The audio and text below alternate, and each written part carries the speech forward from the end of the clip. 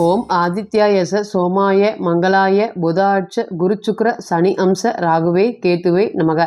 அனைவருக்கும் வணக்கம். நான் உங்கள் அஸ்ட்ரோ புவனேஸ்வரி, பாரம்பரிய ஜோதிடர் மற்றும் திருமண பொருத்த நிபுணர். நீங்கள் சேனலை ஃபஸ்ட்டு டைம் பார்க்குற மாதிரி இருந்தால் சேனல் சப்ஸ்கிரைப் பண்ணிவிட்டு பெல் பட்டன் கொடுத்து ஆல் ஆப்ஷன் கிளிக் பண்ணிக்கோங்க. அப்போ தான் நம்ம சேனலில் போடக்கூடிய ரெகுலர் பதிவுகள் உடனடியாக உங்கள் கவனத்திற்கு வரும். நம்ம சேனலை தொடர்ந்து நிறைய கோச்சார பதிவுகள் பார்த்துட்டு வந்துட்டுருக்கோம். அதன் வரிசையில் நம்ம இன்றைக்கி பார்க்க போகிறது சுக்கிரன் நீசம் அடைஞ்சு கேதுவோட இருக்கக்கூடிய பலன்கள். உங்களோட ராசிக்கு 12ஆம் பாவகத்தில் இந்த கிரக சேர்க்கைகள் அமைஞ்சிருக்கு. இது எப்படி இருக்க போகுது, என்ன மாதிரியான பலன்களை சந்திக்க போறீங்க, எதிர்வரக்கூடிய இந்த ஒரு மாத காலங்கள் அப்படிங்கிறத வாங்க பார்க்கலாம். துலா ராசி மற்றும் துலா லக்னம். காலபுருஷனுக்கு இது 7வது வீடு. சனீஸ்வர பகவான் மூலத்திரிகோணம் உச்சபலம் பெற்று சூரியன் நீசம் அடையக்கூடிய வீடு.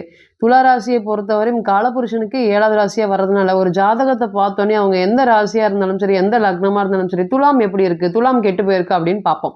அப்போ ஏன்னு கேட்டிங்கன்னா காலபுருஷனுக்கு 7வது ராசியாக இருக்கிறதுனால இங்கே இருக்கக்கூடிய கிரகங்களுக்கு அவ்வளோ ஒரு பவரா அப்படின்னு கேட்டிங்கன்னா பவர். அந்த அளவுக்கு இந்த ராசியில் பிறக்கக்கூடிய நபர்கள் அனைவருக்குமே எப்பொழுதுமே ஆழ்ந்த சிந்தனைகள், அதே போல் இந்த பணத்தை பார்த்திங்கன்னா அந்த சேமிக்காமல் எப்பொழுதுமே சந்தோஷமாக இருக்கக்கூடிய நபர்கள். அந்த பணம் சம்மந்தப்பட்ட விஷயத்தில் பார்த்திங்கன்னா ஸ்ட்ரெஸ்ஸே ஆகிக்க மாட்டாங்க. உழைப்பு ஏன்னா சனி பகவான் ராசியில் உச்சம் பெறக்கூடிய அமைப்பு இருக்கிறதுனால உழைப்புன்னு உழைப்பை நோக்கியே ஓடக்கூடிய நபர்கள். அந்த உழைப்புக்கு ஊதியம் வந்துச்சா வரலையா, அதுக்கு உண்டான பணத்தை நம்ம எடுத்தோமா எடுக்கலையா அப்படிங்கிறதெல்லாம் யோசிக்கவே மாட்டாங்க. திறம்பட ஒரு வேலையை கண்மூடித்தனமாக செய்வான். அவன் யாருக்குமே பார்த்திங்கன்னா என்ன சொன்னாலும் அந்த வேலைக்கு விசுவாசத்துக்கும் ரொம்ப பார்த்திங்கன்னா உறுதுணையாக இருக்கக்கூடிய நபர்கள் துலா ராசி மற்றும் துலா லக்னம். இந்த ராசியை பொறுத்தவரையும் பார்த்திங்கன்னா சூரியன் நீசம் அடைகிறதுனால எப்பொழுதுமே அந்த மனபலம் தெம்பு அப்படிங்கிறது கொஞ்சம் குறைஞ்சு காணப்படுமா அப்படின்னு கேட்டிங்கன்னா குறைஞ்சு காணப்படும். எளிதில் மற்றவங்களை நம்பக்கூடிய ராசி. நல்லது எது கெட்டது எதுன்னு சீக்கிரம் பார்த்திங்கன்னா இவங்க புரிஞ்சிக்கவே மாட்டாங்க. கடைசி நேரத்தில் ஒரு 10 வாட்டி இவங்க ஏமாந்தா மட்டும்தான் 11வது வாட்டி இவங்க நம்மளை ஏமாத்திருக்காங்க அப்படிங்கிறது வருமோ தவிர அது வரையும் மற்றவங்களை நம்பிட்டே இருப்பாங்களா அப்படின்னு கேட்டிங்கன்னா நம்புவாங்க. இது காலபுருஷனுக்கு 7வது வீடாக இருந்தாலும் தன்னுடைய ராசியாதிபதியை ராசிக்கு அஷ்டமாதிபதியாக வரதுனால நிறைய விஷயங்கள் வாழ்க்கையில் மற்றவங்களுக்கு ஹெல்ப்பிங்னாலேயே பார்த்திங்கன்னா இந்த ராசி பணத்தை சேமிக்க முடியாமல் போயிடுச்சு. அந்த அளவுக்கு சொல்லிகிட்டே போகலாம். இன்றைக்கி பார்த்திங்கன்னா ராசிக்கு 12ஆம் பாவத்தில் கேது, இதுக்கு முன்னாடி ராசியில் கேது, அதே போல் ராசிக்கு 7ல் குரு ராகு. துலாத்தை பொறுத்தவரையும் ஆகாதவர் குரு பகவான் இன்னைக்கு அஷ்டமஸ்தானத்தில் மறைஞ்சிருக்கார். அப்போ எதிரிகளோட தொந்தரவுகள் எல்லாமே மறைஞ்சு இருக்குதா அப்படின்னு கேட்டிங்கன்னா இருக்குது. இத்தனை நாளாக பார்த்திங்கன்னா ஸ்ட்ரெயிட்டாக ஒரு விஷயங்களும் பண்ணிட்டு இருந்தவங்க இன்னைக்கு எல்லாமே அஷ்டமத்தில் மறைஞ்சு உங்களுக்கு எந்தெந்த வகையில் பார்த்திங்கன்னா குழி பறிக்கணும் அப்படிங்கிறத தோண்டிட்டு இருக்கா அப்படின்னு கேட்டிங்கன்னா அப்படி தான் ஓடிட்டுருக்கு. ரொம்பவே பய உணர்ச்சியில் இருக்கீங்களா அப்படின்னு கேட்டிங்கன்னா இருக்கீங்க. அதுக்கு முழுக்க காரணம் உங்களுடைய ராசியாதிபதி பலமாக இருக்காரான்னு கேட்டிங்கன்னா இல்லை. ராசியாதிபதி எப்பொழுதும் எல்லாமே பார்த்திங்கன்னா நீசம் அஸ்தங்கம் வக்ரம் அடைகிறது அல்லது பார்த்திங்கன்னா பாதகஸ்தானத்தில் இருக்கிறது எல்லாமே ஒரு பலவீனத்தை கொடுக்குமா அப்படின்னு கேட்டீங்கன்னா கொடுக்கும். இன்னைக்கு கோச்சாரத்தில் பாருங்க, உங்களோட பிறந்த கால ராசி கட்டத்தில் எவ்வளோ நல்லா இருந்தாலுமே நீங்கள் கோச்சாரத்தில் 12ஆம் இடத்துல போய் நீசமாக இருக்கிறதுனால எந்த ஒரு விஷயமே பார்த்திங்கன்னா எனக்கு ஆணி வேறாக இருந்தது எல்லாமே இன்னைக்கு என்னை விட்டு போனது அளவுக்கு ஒரு பலன்களை கொடுத்துருக்குமா அப்படின்னு கேட்டிங்கன்னா கொடுத்துருக்கும். முழுக்க ஒரு தெம்பில்லாத மனிதராக நீங்கள் இருப்பீங்களா அப்படின்னு கேட்டிங்கன்னா இருப்பீங்க. ஒரு சின்ன விஷயத்துக்கு கூட நான் ரொம்ப மனசு விட்டுறேன், என்னால் எந்த விஷயத்தையுமே செயல்படுத்த முடியல, நிறைய அவமானத்தை சந்திக்கிறதுனால அந்த கூனி குறுகி போயிடுறேன் அப்படிங்கிற அளவுக்கு மனசில் ஒரு சந்தோஷமே இல்லை அப்படிங்கிற அளவுக்கு தான் இப்போ இருக்கா அப்படின்னு கேட்டிங்கன்னா இருக்குது. பொதுவாகவே லக்னாதிபதி 12ஆம் இடத்துக்கு போகிறது அவ்வளோக்கா நல்லதா அப்படின்னு கேட்டிங்கன்னா நல்லதில்லை. என்னென்ன நமக்கு கிடைக்க வேண்டியது இருக்கோ அது எல்லாமே ரொம்ப கடுமையாக போராடி கிடைக்க வேண்டிய சூழ்நிலை. இப்போ பார்த்திங்கன்னா முழுக்க தொழில் ஸ்தானம் தான் கடுமையாக பாதிப்படைஞ்சிருக்கு. அந்த தொழிலில் வாங்கக்கூடாத அளவுக்கு கடன் ஏற்பட்டிருக்கா அப்படின்னு கேட்டிங்கன்னா கண்டிப்பாக ஏற்பட்டிருக்கு. அந்த தொழில்னால இன்னைக்கு நிறைய வருமானங்கள் சம்பந்தப்பட்ட விஷயங்களும் பிரச்சனைகளும் நடந்திருக்கா அப்படின்னு கேட்டீங்கன்னா நடந்திருக்கு. எதை வேணும்னு ஓடுனீங்களோ, யாரெல்லாம் வளர்த்தி விட்டீங்களோ அவங்க எல்லாருமே இன்னைக்கு உங்களுக்கு அகெயின்ஸ்டா திரும்புறது, உங்களை அகெயின்ஸ்டா பேசுறது, பொருளாதாரத்துல அவங்க ஒரு நல்ல நிலைக்கு வந்ததுக்கப்புறம் உங்களை பார்த்திங்கன்னா அவமதிக்கிறது, இது மட்டும்தான் போயிட்டு இருக்கா அப்படின்னு கேட்டிங்கன்னா கண்டிப்பாக துலாத்தை பொறுத்தவரையும் மன வருத்தம் மன வேதனைகள் தான் அதிகமாக இருக்குது. இன்றைக்கி ராசிக்கு 12ஆம் இடத்துல இருக்கிறன்னா முழுக்க சாமியார்னு சொல்லலாம். ராசிக்கு 12ஆம் இடத்துல கேது சம்மந்தப்படுறதுனால ஏதோ ஏனோ தானே இருக்கீங்க. அன்றாட செய்யக்கூடிய வேலையே நீங்கள் செய்கிறீங்களா அப்படின்னு கேட்டிங்கன்னா இப்போ செய்கிறதே இல்லை. அது முதல்ல ரொம்ப நல்லா நீட்டாக ட்ரெஸ் பண்ணணும்னு நினைப்பீங்க, நல்லா சிரிச்ச முகத்தோடு பேசுவீங்க. இது இன்றைக்கி அதெல்லாமே காணாமல் போயிடுச்சு அப்படின்னு கேட்டிங்கன்னா காணாமல் போயிடுச்சு. நீங்களே உங்களை மாற்றிக்கிறதுக்கு ட்ரை பண்ணுறீங்களா அப்படின்னு கேட்டிங்கன்னா ட்ரை பண்ணுறீங்க. இருந்தாலுமே அதிலிருந்து வெளியே வராமல், அந்த ஸ்ட்ரெஸ்ஸிலேருந்து மீண்டு வெளியே வர முடியாமல் கவலையில் இருக்கீங்களா அப்படின்னு கேட்டிங்கன்னா கவலையில் தான் முழுக்க இருக்கீங்க. இது எல்லாமே நீங்கள் கடந்து வந்த பாதைகள். இனி எப்படி இருக்க போகுது அப்படின்னு கேட்டிங்கன்னா, முதல் லக்னாதிபதி ராசியாதிபதி 12ஆம் இடத்துக்கு போகிறதுனால யாரோடைய பிரச்சனைகளும் எனக்கு வேண்டாம்.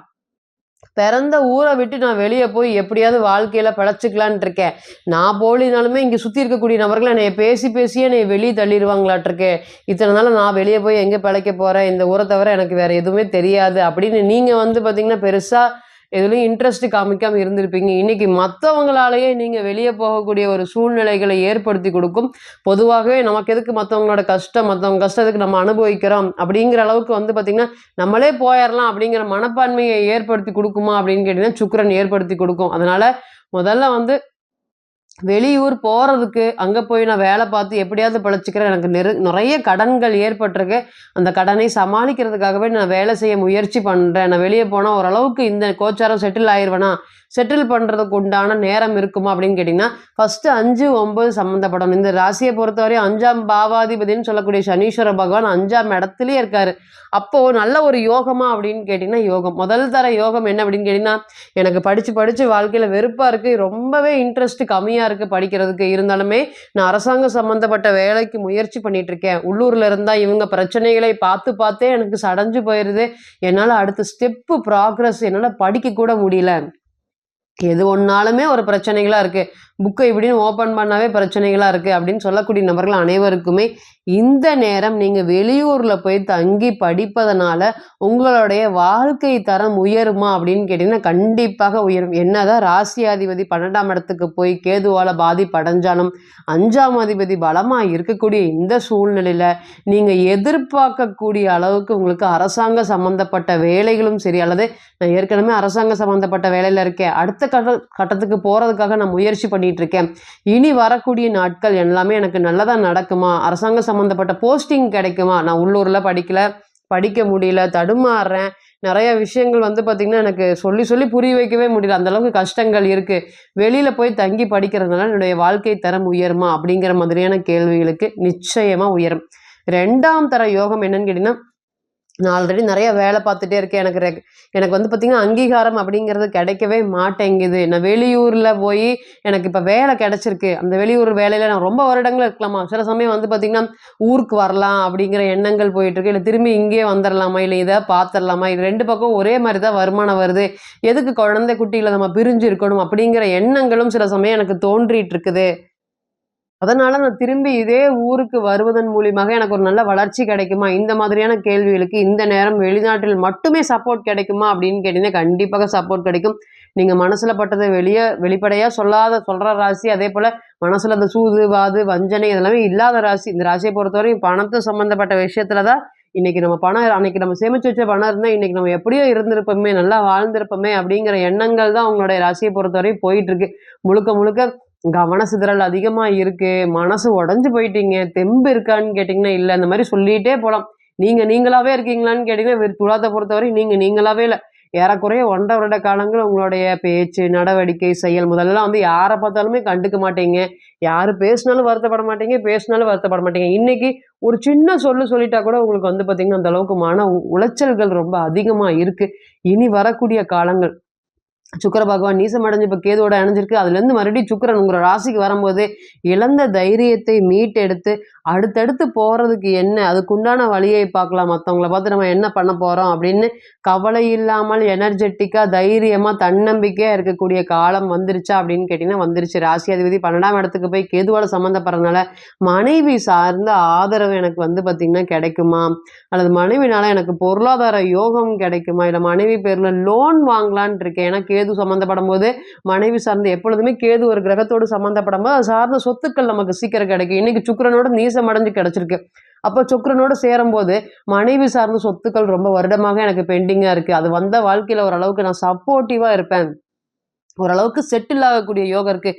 இத்தனை நாளும் கஷ்டப்பட்டுட்டோம், இனி வரக்கூடிய காலமாவது நாங்கள் நல்லா இருப்போமா, இந்த மாதிரியான கேள்விகளுக்கு நிச்சயமாக ஒரு முதல் தர யோகமாக மனைவி சார்ந்து சொத்து சம்மந்தப்பட்ட வில்லகங்கள் எல்லாமே குறைஞ்சி நிறைய சொத்துக்கள் வரக்கூடிய, நீங்க எதிர்பார்க்கக்கூடிய சொத்துக்கள் வரக்கூடிய வாய்ப்பு இருக்கா அப்படின்னு கேட்டீங்கன்னா இருக்கு. அதேபோல நிறைய இடையூறுகள், மனக்குழப்பங்கள்ல இருந்தெல்லாம் மீண்டு படிப்படியா இழந்த தைரியத்தை மீட்டெடுக்கக்கூடிய காலம் வந்துருச்சா அப்படின்னு கேட்டீங்கன்னா வந்துருச்சு. தொழில்ல வந்து பார்த்தீங்கன்னா, எனக்கு நல்ல தொழில் தெரியும். அந்த தொழில் பயன்படுத்த முடிய மாட்டேங்குது, தெரிய மாட்டேங்குது. அடுத்த ஸ்டெப்புக்கு கொண்டு போக தெரியல அப்படின்னு நினைச்சு, தொழில் சார்ந்த தடைகளும், தாமதங்களும் இனிமேல் விலகுமா அப்படின்னு கேட்டீங்கன்னா, கண்டிப்பாக விலகும். நேர்மறையான சிந்தனைகள் தான் இப்ப துலாத்தை பொறுத்தவரையும் அதிகமா ஓடிட்டு இருக்கு. இனி வரக்கூடிய காலங்கள் நேர்மறையான சிந்தனைகள் எல்லாமே விலகி, தைரியம், தன்னம்பிக்கை, தெம்பு பெறக்கூடிய ஒரு காலமாக இருக்குமா அப்படின்னு கேட்டீங்கன்னா இருக்கும். நமக்கு யார் உதவி செஞ்சாங்க? அவங்கள மட்டும் இன்னைக்கு நம்ம பார்த்துட்டு போலாம்.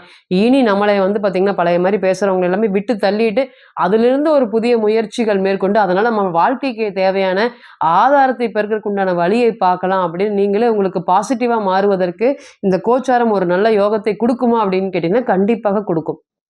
இப்ப நீங்க கேட்டு வந்துட்டு இருந்த அனைத்துமே கோச்சார பலன்கள் தான். 40லிருந்து 60% மட்டுமே பொருந்தும். தனிப்பட்ட ஜாதகத்தை நம்ம எடுத்து தசா புத்தி நடப்பு அந்தரம் கணிக்கும்போது, கிரகம் பெற்ற பலம், பலவீனம் அடிப்படையில பலன்கள் கூடவோ குறையவோ செய்யும். அப்படிங்கிறதுல ஒருபோதும் மாற்றம் இல்லைங்க. தனிப்பட்ட ஜாதகத்தை நீங்க ஆலோசனை பண்ண விருப்பப்பட்டா, கீழ இருக்கக்கூடிய இந்த நம்பருக்கு கான்டாக்ட் பண்ணுங்க. நான் வணங்கக்கூடிய நரசிம்மர் உங்க எல்லோருக்குமே நல்ல வளமான வாழ்க்கையை ஏற்படுத்தி தர நான் நிச்சயமா பிரார்த்தனை பண்ணிக்கிறேன். மீண்டும் ஒரு பதிவில் உங்களெல்லாம் சந்திக்கும் வரை உங்களிடமிருந்து விடைபெறுவது உங்கள் அஸ்ட்ரோ புவனேஸ்வரி. நன்றி, வணக்கம்.